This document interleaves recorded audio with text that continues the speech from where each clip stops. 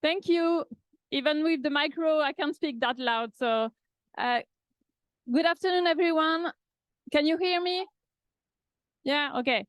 So I'm Cécile Désaunay. I work at Futurible. I guess you all know you hear me okay? Yeah, I'm doing my best, but thank you.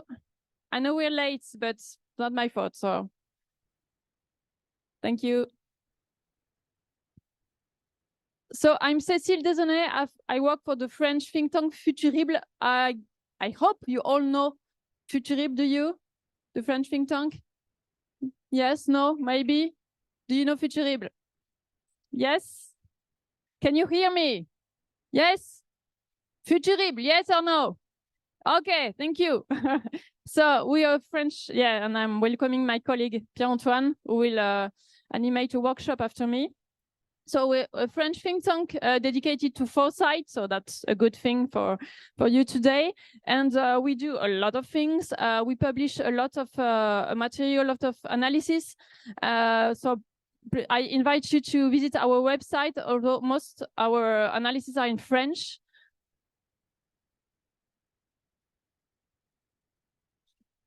Most of our analyses are in French, but we do have some analysis in English, so you can visit the website. And today we're here to present to you a report we just published. It's called the Vigie report. We publish it every 2 years.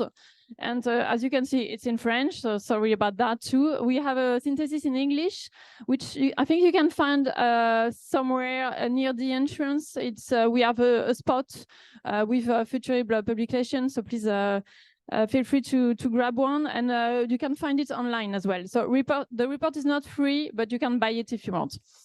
So we're here because we think it's very interesting for you for us to share with you this report. So it's about anthropology, and I'm going to explain to you why we came to this subject and how we made this report. And after, you will have a workshop with Pierre-Antoine dedicated to one of the subjects we explored in the report. Alors, tout à l'heure, ça marchait. Pardon, elle marche pas, la zapette? Alors, peut-être que je faisais là. Et tout à l'heure, elle marchait. Est-ce que tu peux aller voir la régie, elle est juste derrière? Maintenant, tu vois, c'est bon. C'est bon, merci.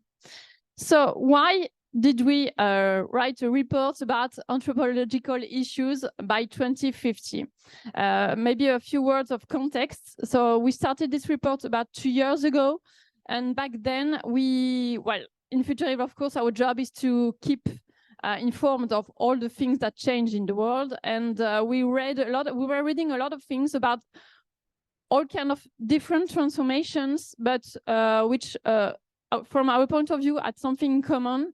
These transformations were questioning the very nature of human being. So maybe a few examples, maybe you heard of them. In 2016, we're in Argentina, and a chimpanzee called Cecilia was recognized as a person, a non-human person, and she was gifted with, they gave her like fundamental rights. So she's a chimpanzee, but she has rights like a human being, okay? First thing. Second, about, I think it was 1 or 2 years ago in Spain, a little lake, it's called Mar Menor, a little lake was given rights also to defend its very existence, to defend its right to exist. So 2 facts which already, for me, from my opinion, question a lot of things for our societies. And the list can keep going. For example, a few more examples. In the Netherlands, I don't know exactly when it changed, but from now on your identity papers, your gender is not mentioned anymore. So from your ID, you can't know if you're a woman, a man, or something else, okay? And still in the Netherlands, they passed a law, I think it was a few months ago, authorizing euthanasia, so end of life for people younger than 12, I think, or something like that. So if you under certain conditions, of course, if you have a severe disease or something that makes your life very complicated, you can end your life, okay? So all these transformations, what do they have in common? According to me and according to the Future team, it's very interesting because it makes us rethink who we are as human and how we try to constantly move the limits, move the frontiers from being human, being an animal, belonging to the world, to the earth, or being apart from the earth and trying to be more than just an animal. So, and of course, I didn't mention all the transformation linked to machine and technology, which Pierre-Antoine will mention later, but they also question our limits as human. What defines, what separates a human from a machine when we know that a machine can now laugh, can have humor, can make jokes, and when we know that animals can also make jokes and have humor. So what's the specificity of a human being? Okay, that was our starting point. So what did we do? We made this report. I'm going to present to you the 7 subjects we explored, and we realized that these subjects were so big, so huge, that we could not explore them from the whole point of view. So we had to choose levels of analysis. So we did 2 things. The first one is that we separated 3 levels of analysis, because, for example, when you analyze the future of human being and Earth and your human being and animals, you realize there are 3 different scales. The first one is regarding representations and values. How, as a human being, do we represent ourselves, the animals surrounding us? How do we represent ourselves? What does it mean, birth or death or being alive? What's a machine? So we had to explore this first. Second, we explored all the rules and collective status of the subjects. So for example, in France or in Europe, what are the rules regarding animals, regarding death? Which conditions can we have a baby or not have a baby, etc. That's the second scale of analysis. And the last one was, of course, regarding individuals. What does it mean for individuals another example, what relations do individuals have with animals, with nature, with machines, with territories, with knowledge, with time, all these big subjects I'm going to present to you. And I forgot to precise that given the magnitude of these subjects, we didn't work on a global scale. We had to focus on some countries. So we chose to focus on what we called Western countries, which for us mean European countries. And we also added the US and in some cases Japan. So it means we didn't take into account on the general analysis, for example, African countries, most Asian countries or Latin America, but we did make focus on them because, for example, the examples I mentioned earlier about animal rights or living entities' rights, I realized that most of the time, what we call the developing countries are more advanced than developed countries, and they are let's say, rules more advanced regarding that. So it was interesting to look at them. And third, of course, we are Futurib, so we are experts in foresight analysis.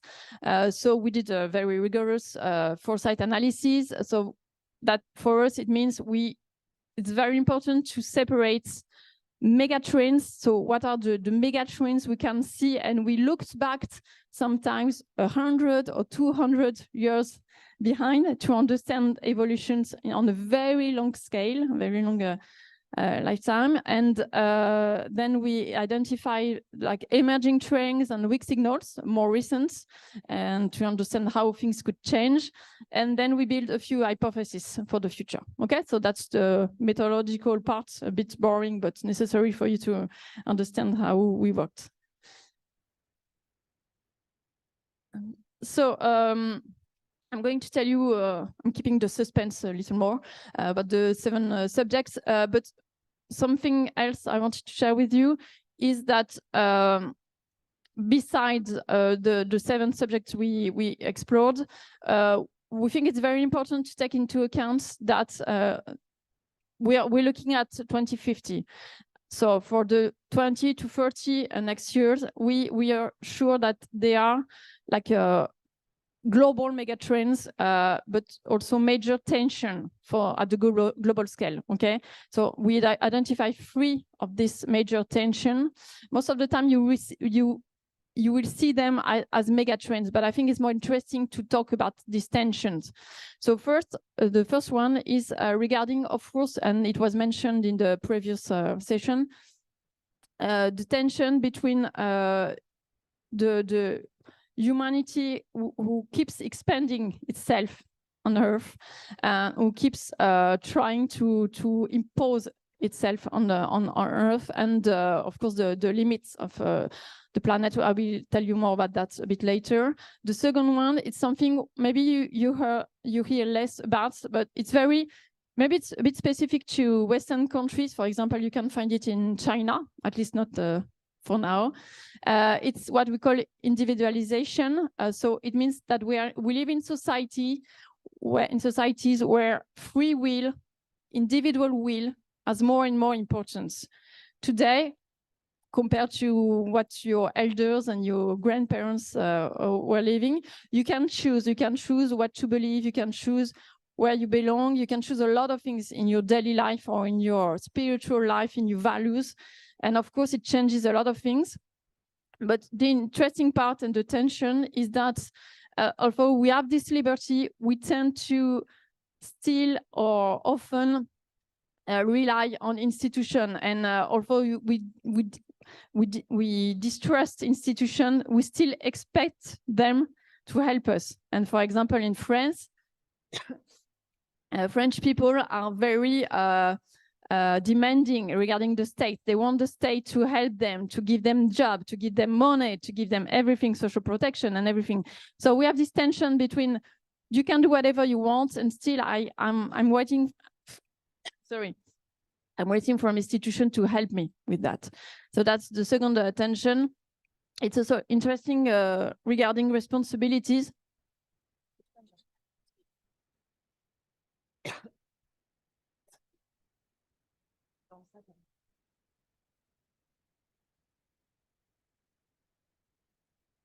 So yes, it's interesting because we tend to responsibilize people. You're responsible for your life. You're responsible if you don't have a job. You're responsible for your consumption, for your ecological impact. And sometimes we over-responsible them. Thank you.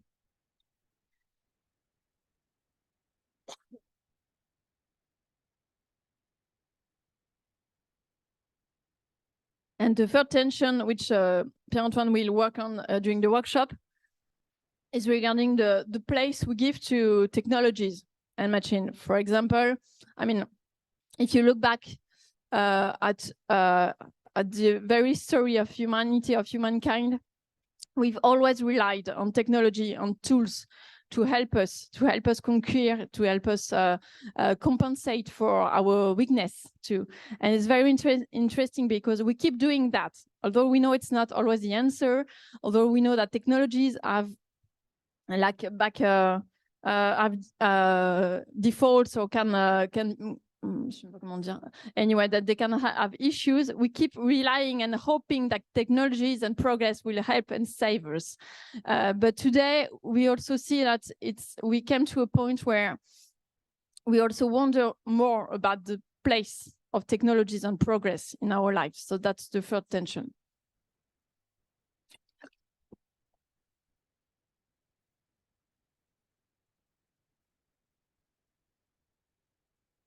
So that was the analysis part of the report, the way we worked on it, but maybe to focus on two more original aspects on the report. So I've been working in Futurib for like 17 years, and I see how now we tend to work more and use more the complementarity of the different approaches regarding future and anticipation, how we want to combine foresight approaches and other kind of approaches to understand better what could happen in the future.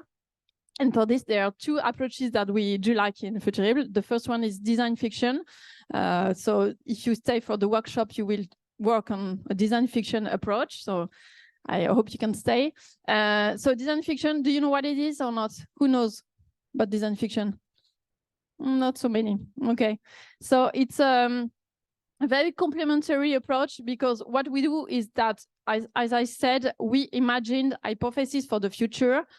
So this hypotheses are like small worlds, okay? We put you into a fictive and a future world, and then we imagine, for each of these worlds, we imagine a fiction object, okay? An item, so it doesn't exist, but we imagine how this object could exist in this fiction world, okay? So we did this for the 7 chapters of the report, and we worked together at Futurib and with a designer who is called Max Molon. And it's very interesting, because what we try to do is all the time, and I will present to you one of these objects, is to imagine an ambiguous object, an object which we think could exist in the future, but which is neither like desirable or not desirable. It's in between, okay? So when you see the object, you're like, okay, I understand why it could exist, but I don't really like it. So it makes you think about this future. And for us, it was a way to enter into this complicated subject we analyzed. Okay? I think you're going to show one or not? No? Non, mais tu en présenteras un dans l'atelier? Oui, okay. Yes, during the workshop, you will see the one regarding AA, artificial intelligence. And second focus, we of course love science fiction and Futurib. So apart from the serious analysis, we made like for each chapter you have a synthesis of what we, according to us, are the most important science fictions, books, arts, shows, and everything regarding the subject. So it's very interesting again, because science fiction, I think, is less shy than foresight, and science fiction's author offers they're more thinking about different futures. They're more creative in a way, I think. I mean, it's my opinion. And besides, what we have less in mind is that science fiction influences the future. And it's been proved, actually. You have a study that shows that today we can find some of the inventions or technology which were invented in science fiction books and now exists. Why? Because the little boys who used to read the science fiction books became engineers. So they made the objects, the technology they read as kids, and they made it true. So it's very interesting to understand how important science fiction can be for our lives. It's not only fiction, okay? So that's the second focus. And finally, the 7 chapters. I'm not sure you can read them. So I'm not going to present all of them, because I think we're already a bit out of time, but it's just a teaser to give you to make you read the reports. So the first one, I'm going to maybe talk about a bit more about this one, because I wrote it, so I know it a bit better. It's about what I already mentioned about life and living organism, and how our relationships with life and earth has evolved in Western societies. The second one is about territories, from a local to a global scale from local to global point of view. The third one is about birth and death and how we try to control more and more these two moments of life, which normally are supposed to depend on hazard and biology, but as human beings, we can't help controlling. So we want to decide when we are going to have a baby, how it will look like, etc. And same thing with death. But there's an interesting tension in this chapter about how we try to reinvent myths and values regarding birth and death. So it's very interesting too. The fourth one, as I already mentioned, is the one, it's not about technology as a whole, it's about the relationship we can have with machine, with artificial intelligence. So it's the one that you will see in the workshop. The fifth one, it's about gender. What does it mean? What will it mean to be a woman or a man in the future, or will it still have a meaning? And how relationships between gender will evolve. The sixth one is about knowledge and institutions, about truth and post-truth area. What does it mean, and how does it affect society and the way we take decisions in societies? And the last one is about time and transition. So how the relations we have with time in societies affects, again, our ability to take decision and to try to connect short-term issues with long-term issues. As you know, we speak a lot about long-term transition issue, about 2050 issues and objectives such as net zero and neutral carbon, and still we can't connect them. We can't connect what we are doing today with these long-term objectives. So this chapter tries to deal with this tension. Do you have questions before I say a few words about the first chapter? I have a micro if you want. Questions? No? Okay. So first chapter about life and living organism. And first, so I'm going to show you one of the design fiction objects we invented, we made up. Can you figure out what it's about? Maybe it's easier if you speak French, and otherwise I will help you. So what is it? What animal? That's easy. It's sorry, can you speak in the micro? No, wait, I'm going to give you a micro. Well, it says on the slide, so it's not a very hard You task. speak French, so it's easier. So there's this tuna fish has additional implant in stomach that allows it to process microplastic in the water. Exactly. You understood?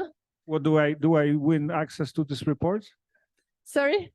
Do I win anything like the access to this report? Maybe you can have my paper copy if you want. So, in your opinion, why did we come up with this tuna fish able to process plastic? Implying for the survival of the fittest. Or the survival of, like the survival of the tuna, of the fish, yeah. Of the fish, exactly. Yeah. So what implications you can have? For example, the fish needs water, all that. Mm-hmm. That's one aspect. So, so thank you.